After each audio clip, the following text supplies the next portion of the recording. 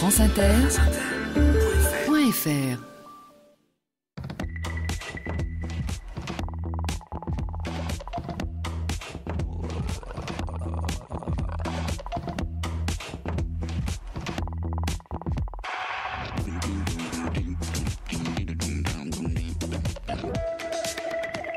Sur les épaules de Darwin, Jean-Claude Amezen. Bonjour à tous. Sur les épaules de Darwin, sur les épaules des géants. Se tenir sur les épaules des géants et voir plus loin, voir dans l'invisible, à travers l'espace et à travers le temps. Voir, reconnaître, découvrir et réinscrire sans cesse les signes que nous percevons et déchiffrons dans une histoire qui leur donne sens. Nous lisons, nous réinventons sans cesse le monde qui nous entoure, nous découvrons les autres, nous entrons en résonance avec eux. Mais qu'en est-il de nous ? D'où vient en nous, durant toute notre existence, cette capacité à distinguer, à savoir que ce qui nous arrive survient en nous et pas ailleurs ? Que ce que nous vivons, c'est nous qui le vivons. Quelle est la nature de ce moi en nous qui dit « je » et me semble toujours le même et qui change en me gardant en lui ?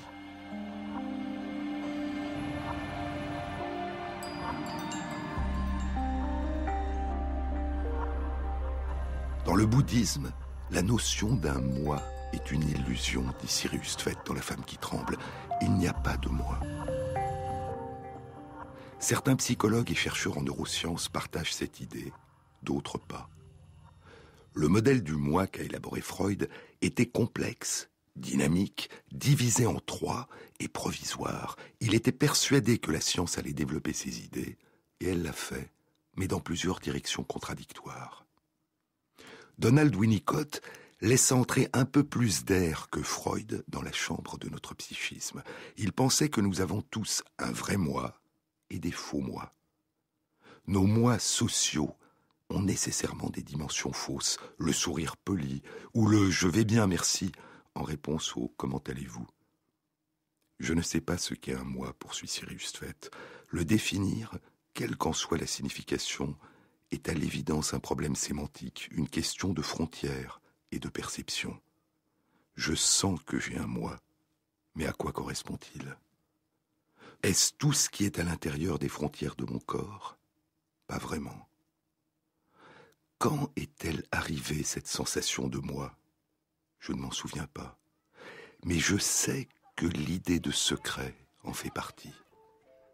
Il fut un temps où je croyais que ma mère pouvait me regarder dans les yeux et voir ma culpabilité.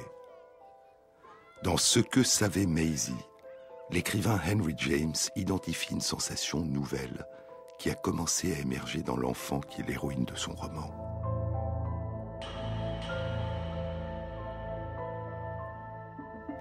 Elle avait un nouveau sentiment, écrit James, le sentiment du danger.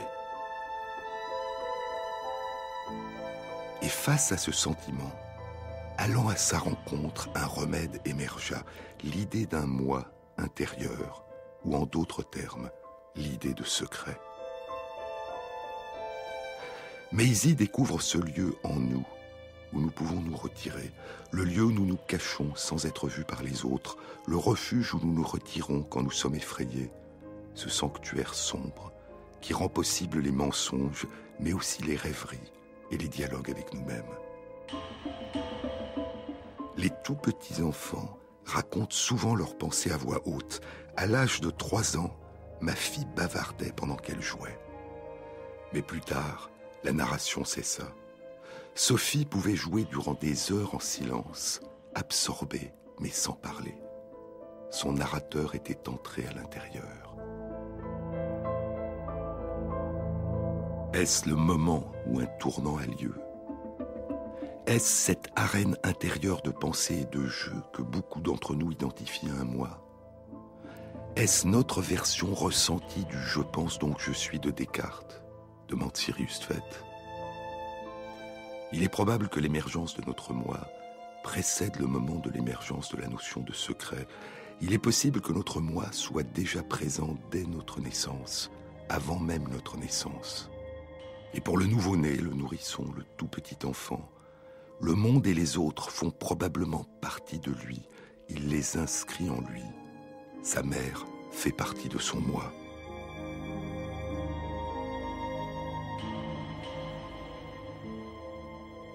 Puis, peu à peu, le monde et les autres se retireront et se sépareront de lui. Et l'enfant se réinscrira dans le monde sous une autre forme, retissant ses relations aux autres, par-delà les frontières qui semblent désormais les séparer de ce que son moi est devenu. À la fin du XIXe siècle, le médecin, philosophe et psychologue William James, le frère de l'écrivain Henry James, propose de distinguer notre moi physique, biologique, physiologique, matériel, le corps, d'un autre moi plus vaste, un moi qui dépasse de loin les frontières du corps. Dans ses principes de psychologie, écrit Cyrus Tvet, William James développe une notion très large du moi, ou plutôt des moi. Cette notion débute avec le corps de la personne, puis se déplace vers l'extérieur pour inclure un moi plus étendu, un mien. Un mien qui englobe les vêtements de la personne, sa famille, sa maison, ses succès et ses échecs. La conception du moi que présente James est élastique. Notre moi se rétrécit ou se déploie en fonction de notre personnalité et d'instant en instant durant notre vie. J'aime cette idée que ce mouvement est une part de ce sentiment de mon moi qui inclut d'autres. Il y a, poursuit Cyrus Tvet, il y a un monde intersubjectif, empli de langage, d'images, de pensées partagées et d'autres personnes. Et je pense que nous pouvons répondre par une ouverture plus grande ou plus réduite à ces mots, à ces images et à ces personnes. Nous répondons à ce qui est au-delà de notre corps avec des sensations qui précèdent la pensée, avec une signification incarnée dans notre corps. La sensation est consciente, mais pas consciente d'elle-même. Je ne suis pas en train de me regarder moi-même, en train de ressentir. Les frontières du moi conscient sont des frontières mouvantes. C'est une question de propriété, de la part du moi et du mien. Et le moi est beaucoup plus vaste que son propre narrateur. L'incarnation, dit le neurologue et écrivain Oliver Sacks dans son dernier livre qui n'a pas encore été traduit en français, Hallucinations, hallucinations. L'incarnation, le fait que nous habitions notre corps, nous semble être la chose la plus certaine qui soit dans le monde, nous semble être le seul fait irréfutable dans ce monde. Nous nous représentons nous-mêmes comme étant dans notre corps, et nous nous représentons notre corps comme nous appartenant et nous appartenant à nous seuls. Et c'est pour cette raison que nous voyons le monde à travers nos yeux, que nous marchons avec nos jambes, que nous serrons les mains des autres avec notre main, et que nous avons le sentiment que notre conscience est logée dans notre tête. Longtemps avant, au milieu du XVIIe siècle, Descartes élaborait sa vision dualiste du corps et de l'esprit, et il s'interrogeait sur l'articulation entre le corps et l'âme. Dans ses méditations métaphysiques, dans la méditation 6e, intitulée « De l'existence des choses matérielles et de la réelle distinction entre l'âme et le corps de l'homme », Descartes écrit « Il n'y a rien que la nature m'enseigne plus expressément et plus sensiblement que le fait que j'ai un corps qui est mal disposé quand je sens de la douleur, qui a besoin de manger ou de boire quand j'ai des sentiments de la faim ou de la soif. Et à partir de là, je ne dois aucunement douter qu'il n'y ait en cela quelque vérité. La nature m'enseigne aussi, par ses sentiments de douleur, de faim, de soif, que je ne suis pas seulement logé dans mon corps, comme le serait un pilote dans son navire, mais qu'en plus, je suis conjoint très étroitement à mon corps et tellement confondu et mêlé que je compose comme un seul tout avec lui. Car si tel n'était pas le cas, lorsque mon corps est blessé, je ne sentirai pas pour cela de la douleur, moi qui ne suis qu'une chose qui pense, mais j'apercevrai cette blessure par le seul entendement, comme un pilote aperçoit par la vue si quelque chose se rompt dans son vaisseau.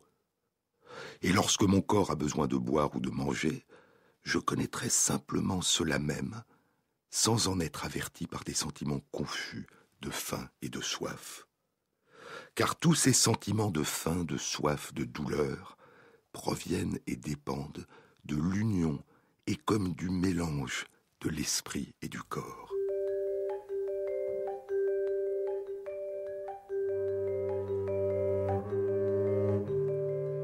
Nous sommes notre corps. Et lorsque notre corps a faim, a soif, est blessé, c'est nous qui avons faim, soif ou mal.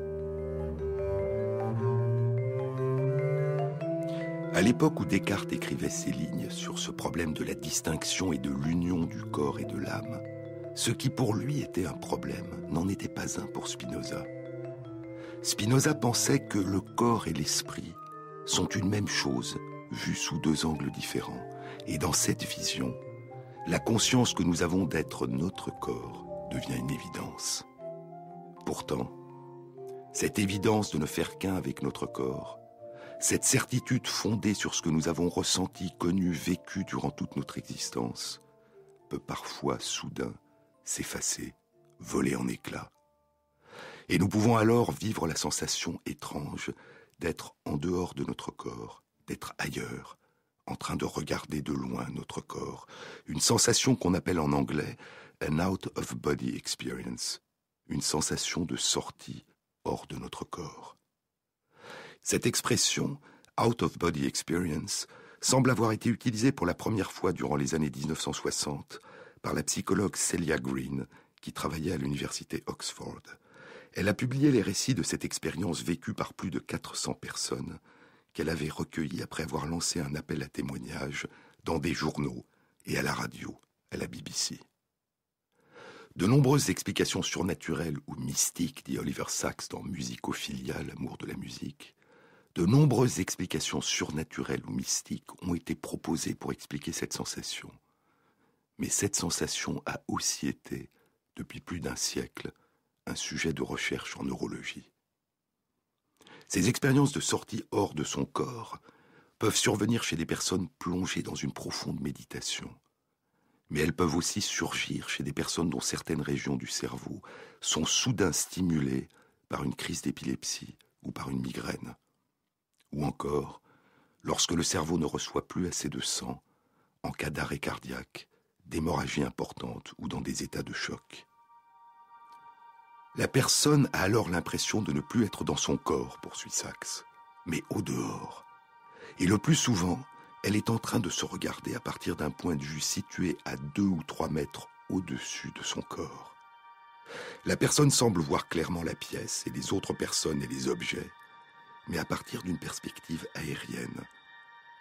Et ceux qui ont eu une telle expérience décrivent des sensations telles que flotter dans l'air ou voler. Ces sensations peuvent inspirer de la peur ou de la joie ou une impression de détachement. Mais elles sont habituellement décrites comme intensément vraies, intensément réelles. Dans Hallucinations, Sacks relate une expérience de sortie de son corps qu'une de ses amies, Sarah B., a vécue juste après son accouchement. Son bébé venait de naître en parfaite santé, mais elle avait perdu beaucoup de sang. Soudain, dit-elle, j'étais en train de flotter. L'arrière de ma tête touchait le plafond. J'étais en train de regarder en bas un corps qui n'était pas le mien, et le corps était à une certaine distance de moi. Je voyais le médecin s'occuper de cette femme, et je l'entendais murmurer bruyamment pendant ses efforts. Je pensais, cette femme n'a vraiment aucun égard pour le docteur J. Elle lui donne énormément de soucis. Ainsi, j'avais une parfaite notion du temps, du lieu, des événements en cours et des personnes autour de moi. Simplement, je ne réalisais pas que la personne au centre de ce drame, c'était moi. Après un certain temps, le docteur J retira ses mains du corps, s'éloigna et annonça que l'hémorragie avait été stoppée. Au moment même où il disait cela, je me sentis me glisser à nouveau dans mon corps, comme un bras se glisse dans la manche d'un manteau.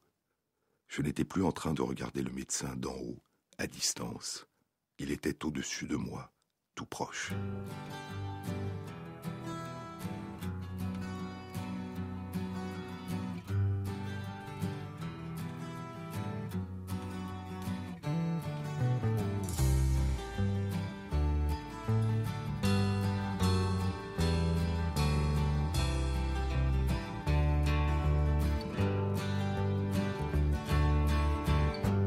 This is for all the lonely people,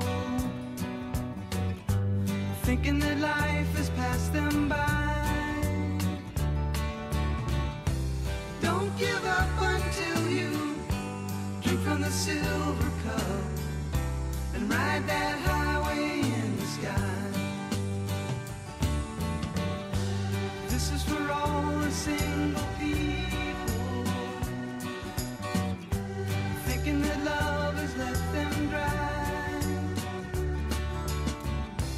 Don't give up until you drink from the silver cup. You never know until you try. Well, I'm on my way. Yes, I'm back to stay. Well, I'm on my way back home. Get it?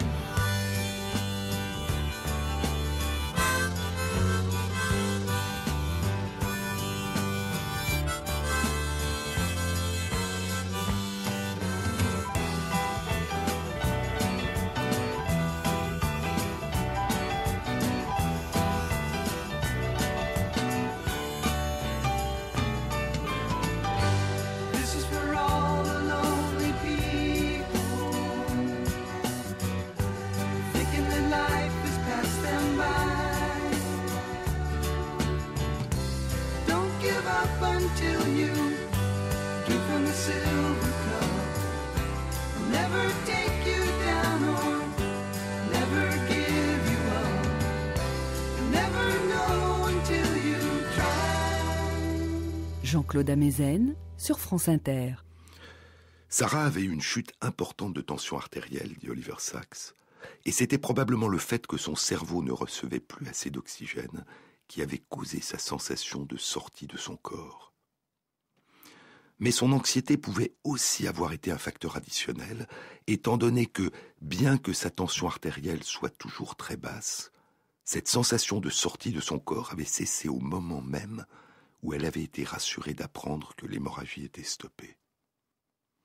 Le fait que Sarah n'ait pas reconnu qu'il s'agissait de son propre corps est curieux. Mais la plupart des personnes disent que leur corps est abandonné ou vide quand leur moi désincarné contemple leur ancien domicile. Il n'est pas facile, dit Sacks, d'imaginer un tel détachement à propos de son propre corps si on n'en a jamais fait l'expérience soi-même.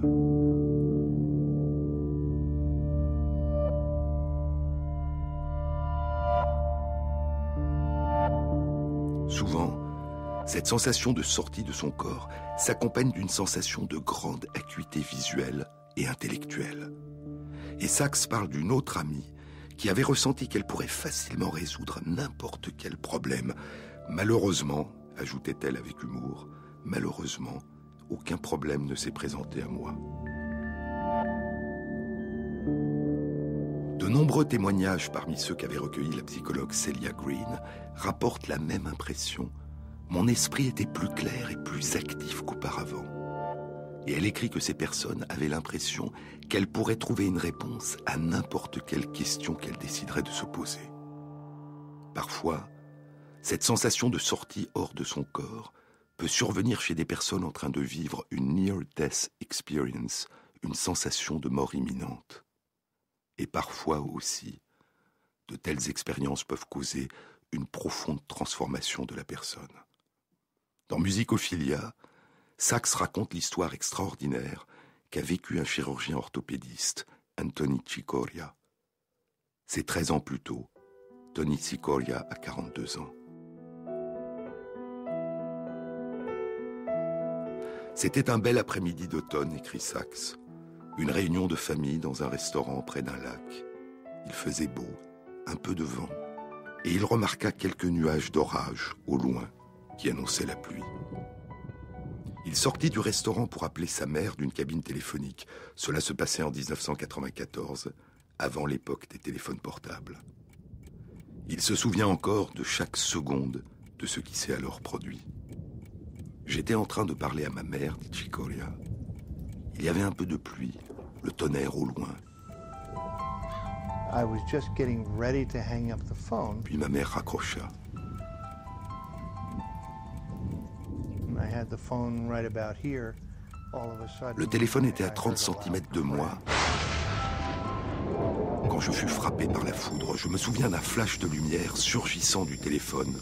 Il me frappa au visage. La chose dont je me souviens ensuite, j'étais en train de voler en arrière, puis, et il sembla hésiter avant de me dire cela, puis j'étais soudain en train de voler en sens inverse, vers l'avant. Surpris, j'ai regardé autour de moi. J'ai vu mon propre corps sur le sol et je me suis dit « Oh shit, I'm dead !»« Oh merde, je suis mort !» J'ai vu des personnes s'approcher de mon corps. J'ai vu une femme, elle était en train d'attendre pour téléphoner juste derrière moi. J'ai vu cette femme se placer au-dessus de mon corps et me faire un massage cardiaque. Je montais les escaliers en flottant dans l'air. Ma conscience m'accompagnait. J'ai vu mes enfants et réalisé que tout se passerait bien pour eux. Alors, j'ai été entouré d'une lumière bleuâtre et une sensation de bien-être et de paix s'est emparée de moi. Une pure pensée, une pure extase. Il y avait la vitesse et l'accélération. Et soudain, alors que je me disais « c'est la sensation la plus merveilleuse que j'ai jamais eue », soudain, j'étais de retour. Tout cela, dit Sachs, n'a pas dû durer plus d'une trentaine de secondes à partir du moment où il a été frappé par la foudre. Et le docteur Chicoria sut qu'il était de retour dans son corps parce qu'il a ressenti une douleur, ses brûlures lui faisaient mal et il a réalisé, dit-il, que seuls les corps ressentent la douleur. Il se rétablit. Mais soudain, 6 à 7 semaines après avoir été frappé par la foudre, il apparaît, dit-il, un insatiable désir d'écouter de la musique de piano. Il achète des disques, court les concerts, achète des partitions, apprend à déchiffrer la musique, achète un piano, joue durant la nuit et quand il revient de son travail, puis il se met à composer des morceaux pour piano. Il compose des sonates, la sonate de la foudre. Il entend de la musique. Ce ne sont pas des hallucinations auditives, dit-il à Sachs, mais plutôt l'inspiration.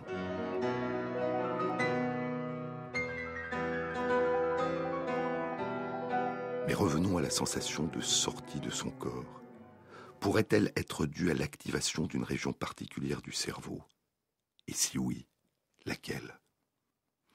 Une première réponse a été publiée en 2002 dans la revue Nature par Olaf Blank et ses collègues des départements de neurologie et de neurochirurgie des hôpitaux de Genève et de Lausanne.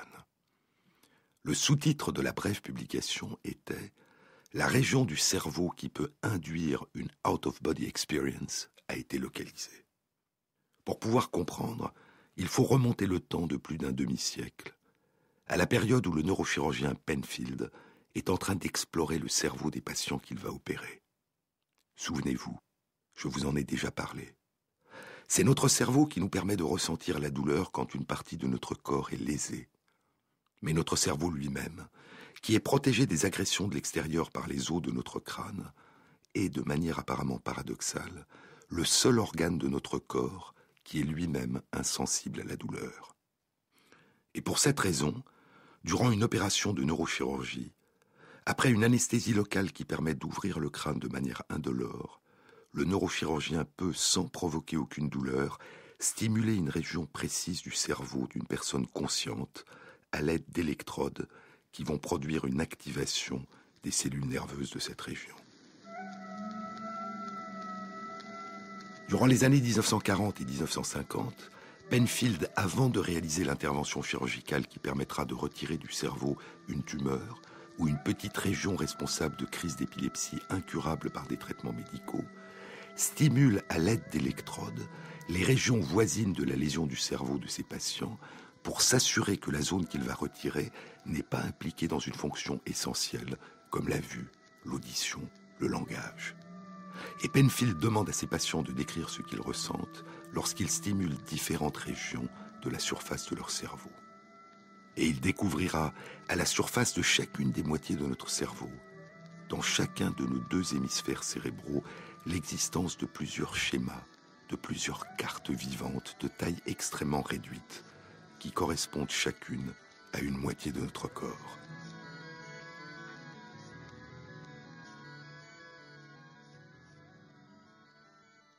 La publication d'Olaf Blanke et de ses collègues dans la revue Nature en 2002 concernait une femme qui souffrait depuis plus de 10 ans de crises d'épilepsie localisées et résistant aux traitements médicamenteux. Olaf Blanke et ses collègues explorent son cerveau avant l'intervention chirurgicale. Et au moment où ils sont en train de stimuler à l'aide d'une électrode une région particulière de son cerveau, la patiente leur dit soudain « Je me vois d'en haut, étendue sur le lit ». Elle a l'impression de ne plus être dans son corps. Elle a l'impression d'être en train de flotter à 2 mètres au-dessus du lit, près du plafond.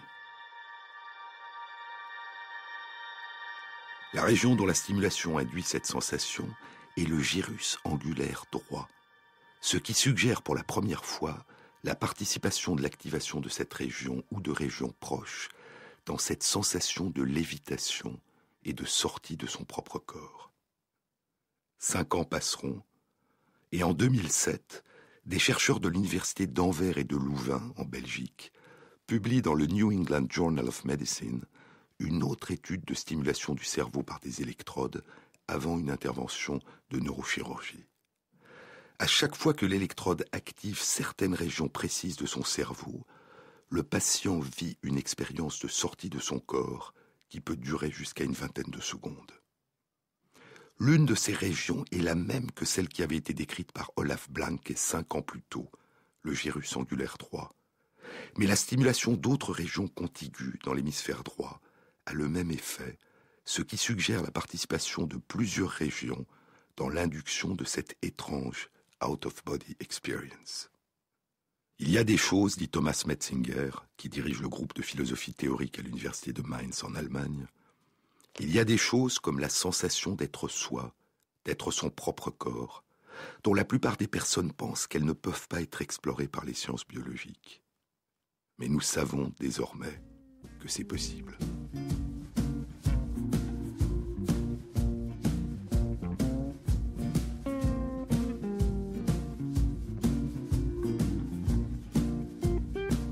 Sweetheart, I'm changing all those changes that I made when I left you, because I made those changes when I thought you were untrue.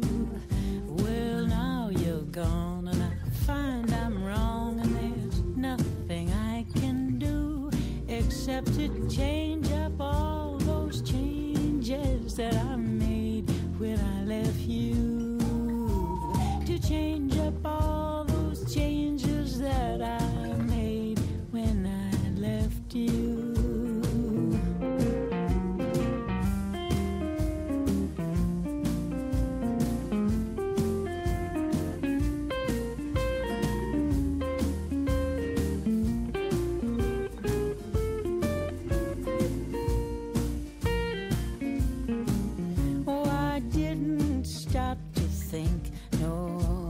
Left without a care, but now I know I'm wrong and I can't find you anywhere. Well, I should have reconsidered all those things I said I'd do, 'cause now I'm changing all those changes that I made when I left you. I'm changing all those changes that I made when I left you.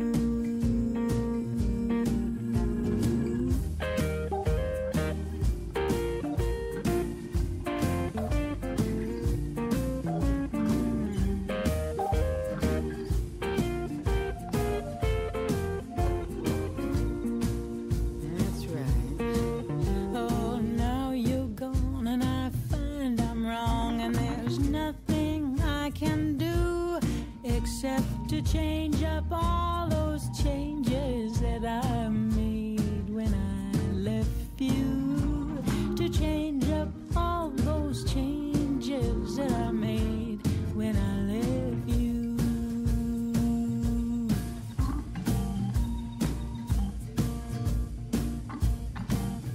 I'm changing those changes, sweetheart.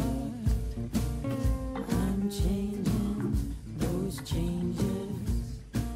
That's right. I'm changing those changes. Sur les épaules de Darwin, Jean-Claude Amezen. Cette sensation étrange de sortie hors de son propre corps peut être induite expérimentalement par la stimulation directe de certaines régions du cerveau par une électrode chez des patients avant une intervention neurochirurgicale. Mais elle a aussi été induite depuis 5 ans, de manière beaucoup plus étonnante, chez des volontaires en bonne santé en utilisant simplement des illusions. Pour comprendre la nature de ces illusions, il nous faut revenir à l'année 1998, quand Matthew Botvinnik et Jonathan Cohen, 2 chercheurs des départements de psychiatrie et de psychologie de l'université de Pittsburgh aux États-Unis, publient dans la revue Nature une étude qui provoquera une très grande surprise. Une étude évoquant un tour de magicien, une attraction de baraque de foire. Le tour fonctionne ainsi. On demande à une personne de s'asseoir devant une table et de poser son avant-bras gauche et sa main gauche sur la table. Il y a sur la table un panneau vertical qui empêche la personne de voir ce bras. Et devant la personne, parallèlement à son bras invisible, il y a sur la table un faux avant-bras et une fausse main en caoutchouc visibles par la personne. L'expérimentateur qui tient un pinceau dans chacune de ses mains frotte légèrement, de la même manière, en même temps et au même rythme, à la fois la main gauche de la personne, que la personne ne peut voir parce qu'elle est cachée par le panneau, et la main en caoutchouc, qui, elle, est visible. Au bout de quelques dizaines de secondes, la personne a l'impression que la main en caoutchouc est sa main, qu'elle est touchée par le pinceau, qu'elle lui envoie des sensations tactiles. Et bien que la personne réalise qu'à l'évidence cette main artificielle ne peut être sa main, la personne a la sensation, l'illusion que cette main de caoutchouc fait partie de son corps. Cette expérience, qui a été depuis reproduite de nombreuses fois, a été appelée l'illusion de la main de caoutchouc. Lorsque les chercheurs demandent à la personne de fermer les yeux et d'indiquer à l'aide de l'index de leur main droite l'endroit où se trouve leur main gauche, les personnes montrent l'endroit où se trouve la fausse main en caoutchouc. En 1998, la même année où Botvinnik et Cohen publiaient leurs résultats dans la revue Nature, un chercheur de l'Université de Californie à San Diego, Ramachandran, publiait avec ses collaborateurs d'autres résultats encore plus étranges. Ils avaient réalisé le même type d'expérience, mais au lieu de caresser en même temps, au même rythme, la main d'une personne qui ne pouvait voir cette main et une main en caoutchouc, ils avaient caressé en même temps la main d'une personne qui ne pouvait voir cette main et une table. Et la personne avait eu l'illusion que la table lui renvoyait des sensations tactiles, que la surface de la table faisait partie de son corps. Les chercheurs ont mesuré à l'aide d'un petit appareil le degré de transpiration de la main de la personne. Et lorsque la main de caoutchouc ou la table était menacée, lorsque le chercheur faisait semblant de frapper la fausse main ou la table, la personne commençait à transpirer, à tressaillir, retirait brusquement sa main, retirait sa véritable main qui lui était invisible, disant ressentir une impression de danger, de douleur à venir, comme si le coup porté à la main de caoutchouc ou à la table allait la faire souffrir. Ainsi, nous pouvons, dans des circonstances particulières, intégrer ce qui ne fait pas partie de notre corps à l'image que nous nous faisons de notre corps, aux sensations que nous percevons à partir de notre corps, à la sensation qu'il s'agit de nous.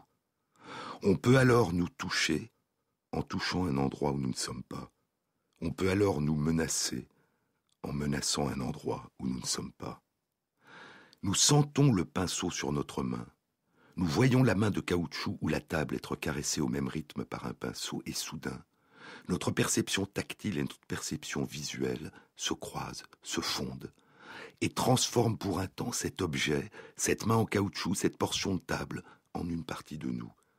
Comme si notre cerveau reconstruisait en permanence une représentation de notre corps à partir de la cohérence des perceptions que nous renvoient nos sens. La plupart du temps, cette reconstruction correspond aux frontières réelles de notre corps, mais parfois, une illusion révèle le caractère mouvant, fragile, toujours recommencé, de cette sensation qui nous semble évidente, permanente, établie depuis si longtemps en nous, une fois pour toutes, la frontière entre nous et le reste du monde. Ces expériences m'ont bouleversé, dira plus tard Henrik Ersson, un chercheur en neurosciences qui travaille à l'Institut Karolinska à Stockholm. Je trouvais ces expériences fantastiques, irréelles. Ces illusions nous révèlent que nous pouvons, dans certaines conditions, intégrer ce qui ne fait pas partie de notre corps aux sensations que nous percevons à partir de notre corps, à la sensation qu'il s'agit de nous. Mais de telles illusions pourraient-elles aussi nous donner la sensation inverse, d'abandonner notre corps ? 9 ans après les publications de Matthew Botvinnik et Jonathan Cohen et Ramachandran, en 2007, Henrik Ersson publie dans la revue Science un bref article intitulé « L'induction expérimentale d'une out-of-body experience ». L'expérience était la suivante. Les participants à l'étude sont assis sur une chaise. Ils portent des lunettes dont chacun des 2 verres est relié à une caméra vidéo. Et les 2 caméras sont placées côte à côte, à 2 mètres derrière leur dos. L'image de la caméra de gauche est projetée devant leur œil gauche et l'image de la caméra de droite est projetée devant leur œil droit, de telle sorte que les participants voient une image binoculaire en relief de leur dos. La même image qu'aurait devant ses yeux une autre personne qui serait placée à une distance de 2 mètres derrière eux, à l'endroit où sont les caméras. Le chercheur est debout, à côté de la personne qui participe à l'étude. Elle le voit, et le chercheur a dans ses mains 2 baguettes. Avec l'une des 2 baguettes, il tapote le thorax de la personne. La personne ne peut voir son thorax, mais elle sent que son thorax est tapoté par la baguette. Avec l'autre baguette, en même temps, au même rythme, le chercheur fait semblant de tapoter un endroit situé juste sous les caméras qui sont placées derrière la personne.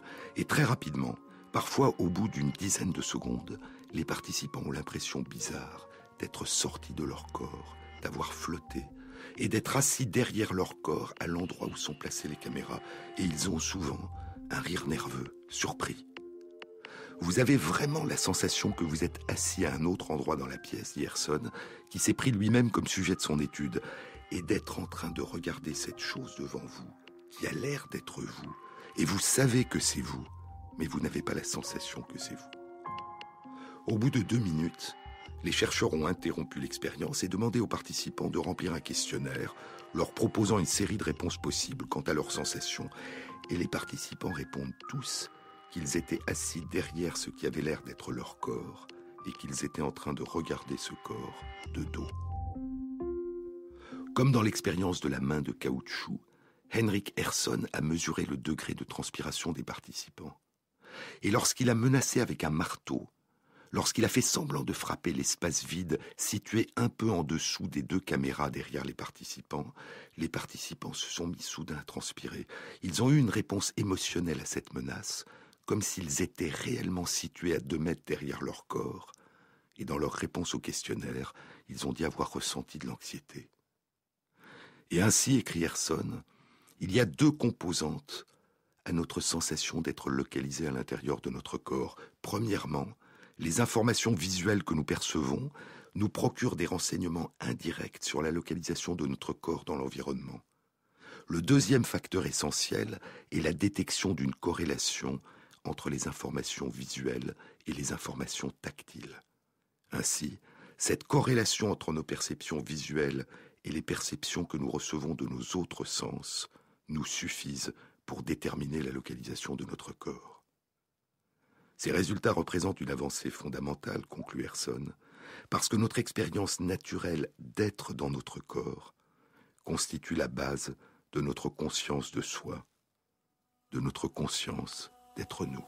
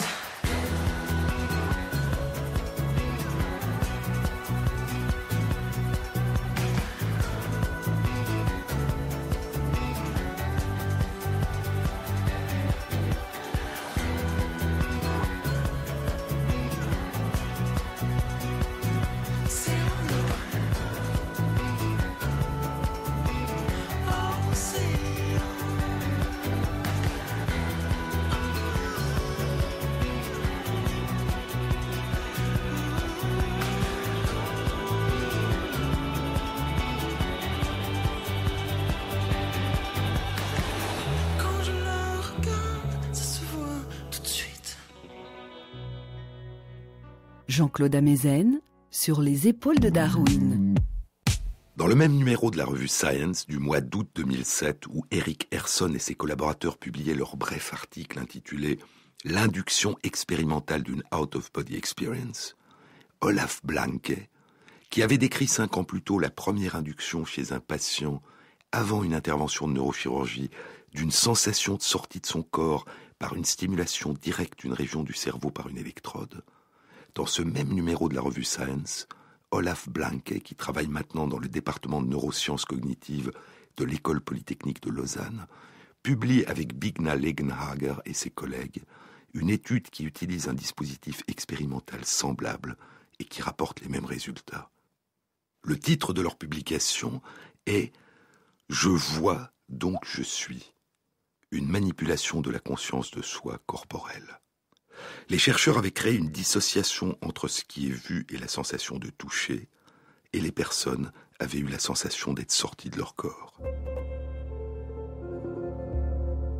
Ces résultats sont frappants commentait Chris Firth, un chercheur en neurosciences de l'University College de Londres, parce que quand vous entendez parler de personnes qui ont vécu des sensations de sortie de leur corps, cela semble si profondément bizarre. Et pourtant, ces études montrent que ces sensations peuvent être induites expérimentalement en laboratoire. Ces sensations de sortie hors du corps induites au laboratoire par des illusions d'optique et de toucher n'atteignent pas l'intensité des sensations vécues par des personnes lors de situations extrêmes, comme celle de Sarah B., dont parle Oliver Sacks, ou du chirurgien Tony Chicoria frappé par la foudre. Cette sensation saisissante, qui paraît si réelle, d'avoir été complètement séparé de son corps. Mais depuis l'année 2007, Henrik Ehrson, Olaf Blanke et leurs collaborateurs ont continué à explorer ces illusions. En 2008, Ehrson et ses collègues publient dans la revue PLOS ONE une nouvelle expérience. À partir du même système utilisant des lunettes reliées à des caméras vidéo et des baguettes avec lesquelles ils touchent en même temps des personnes et d'autres objets, ils ont induit non pas une sensation de sortie hors de son propre corps, mais au contraire, l'impression de s'être incarné dans le corps artificiel d'un mannequin. Les personnes ont l'impression d'habiter ce corps artificiel. Encore 3 ans, et en 2011, Ehrson et ses collègues publient toujours dans la revue PLOS ONE les résultats d'une étude dans laquelle les personnes ont l'impression de s'être incarnées dans une petite poupée Barbie. Lorsqu'il approche un petit objet de la jambe de la poupée, les personnes ont l'impression qu'un objet géant s'approche d'eux. Mais toutes les personnes ne ressentent pas ces sensations. Ces illusions fonctionnent chez environ 80% des participants, mais environ 20% n'y sont pas sensibles ou y résistent. Et Ehrson pense que les personnes qui sont les moins sensibles à ces illusions sont peut-être celles qui ont une capacité particulièrement bonne de localiser les parties de leur corps indépendamment de la vue et du toucher, comme les danseurs ou les athlètes. Toujours en 2011, Ehrson est revenu à sa première source d'intérêt, l'exploration de l'illusion de la main de caoutchouc, et il a publié une étude indiquant que des personnes peuvent être persuadées transitoirement qu'elles possèdent 3 mains, leurs 2 mains, plus une main en caoutchouc. Et ainsi, utilisant des variations sur un même système expérimental qui combine une illusion visuelle et une illusion tactile, Ehrson est parti de la découverte par Botvinnik et Cohen il y a 15 ans de l'illusion de la main en caoutchouc, et, comme le dit Botvinnik, à partir de là, il a exploré jusqu'où on pouvait aller. Et il a montré à quel point la représentation que nous nous faisons de notre corps peut être modifiée. Mais quelles sont les régions de notre cerveau qui pourraient être stimulées par ces illusions visuelles et tactiles ? Les études d'imagerie cérébrale, publiées en 2011 par Ehrson et ses collègues dans la revue Current Biology et par Blanke et ses collègues dans la revue Neuron, suggèrent la participation de différentes régions du cerveau. Des régions de l'hémisphère droit, dans les études de Blanke, qui incluent celles qu'il avait identifiées lors de la stimulation directe du cerveau par des électrodes, et des régions de l'hémisphère gauche du cerveau, dans les études de Ehrson. La nature des régions impliquées dans ces sensations de sortie hors de notre corps reste encore mystérieuse, un sujet de recherche. Pendant longtemps, dit Oliver Sacks dans Hallucinations, pendant longtemps on a considéré que l'image de notre corps, ou le schéma de notre corps, est une composante fixe, stable et permanente de notre conscience, qui serait inscrite en nous de manière définitive, une fois pour toutes.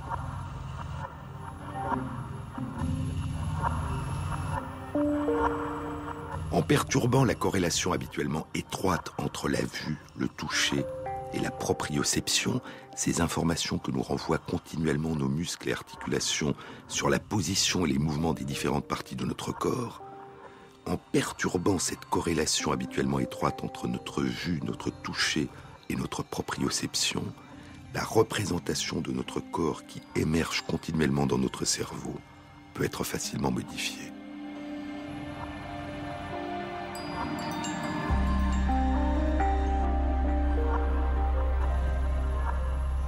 Notre cerveau est un statisticien. Il fait émerger en nous une réalité qui naît en permanence de probabilités, de corrélations. si ce que nous dit notre vue et notre toucher, notre proprioception et notre système vestibulaire, qui nous renseigne sur notre position par rapport au sol, sur notre équilibre, si ce que nous disent nos différentes perceptions n'est pas la même chose, n'est pas congruent et dissocié, alors une relation que nous avons eue avec notre corps durant toute notre existence peut soudain se défaire. Ce que nous révèlent ces illusions, c'est à quel point notre sentiment d'être nous, cette sensation de ne faire qu'un avec notre corps, dépend continuellement, à tout moment, de la coordination entre notre vue, notre toucher, notre proprioception et probablement notre sens de l'équilibre. Des cellules nerveuses multisensorielles ont été identifiées dans notre cerveau. Elles répondent à la fois à la vue et au toucher. Et certains, dont Ersson, pensent que de telles cellules pourraient participer à la coordination et à l'intégration continuelle par notre cerveau des différentes informations sensorielles qui lui parviennent. Mais le rôle de ces cellules dans notre sensation de ne faire qu'un avec notre corps reste à explorer.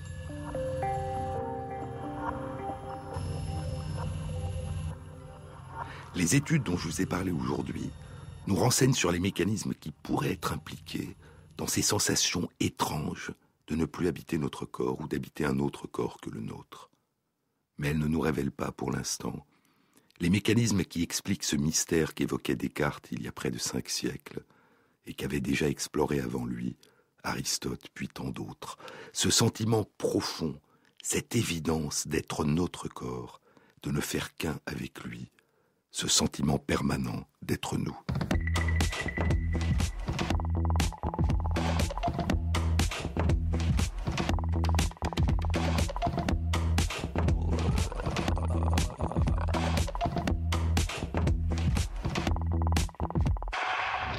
Cette émission a été réalisée par Christophe Imbert avec à la prise de son Basile Bocquer, au mixage Yann Bouillot et Thierry Dupin pour la programmation des chansons.